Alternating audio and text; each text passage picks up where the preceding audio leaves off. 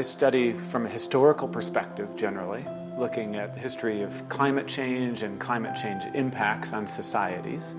And in particular, I look at ice and glaciers and how people around the world, I started doing the work in the Andes, but have more recently been doing work in the Arctic, looking at how people and ice have interacted over time. So how they use glaciers and icebergs and aspects of ice, but then also how those glaciers and icebergs actually affect people and affect society.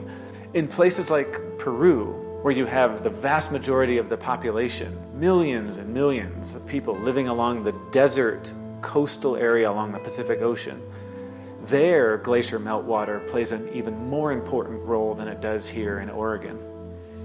Here the tropical ice has fed vast export-oriented or internally oriented agriculture. Big engineering projects such as the Chavimochic project in northern Peru near the city of Trujillo has allowed Peru to advance and is now watering vast crops of asparagus and avocados, artichokes, mangoes, passion fruit, and other crops that many of these companies now are exporting all over the world.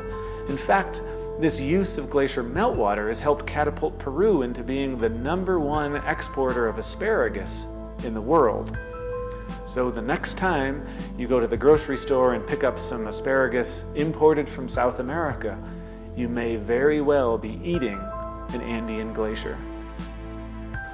Yet as these highland glaciers keep shrinking, not just in Peru but worldwide as a result of climate change, the vast irrigation projects and large-scale agriculture worldwide that in a place like Peru is generating billions of dollars in the economy annually are becoming increasingly vulnerable.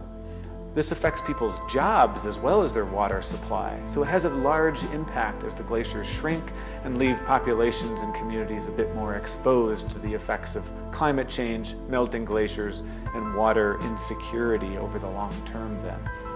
It's also important to think about glaciers not just for the cultural aspect and that local importance, but also about who has access to that glacier runoff and who doesn't have access. And those questions are usually influenced less by the climatology and the hydrology and more by politics, by water rights, and by power dynamics in certain places.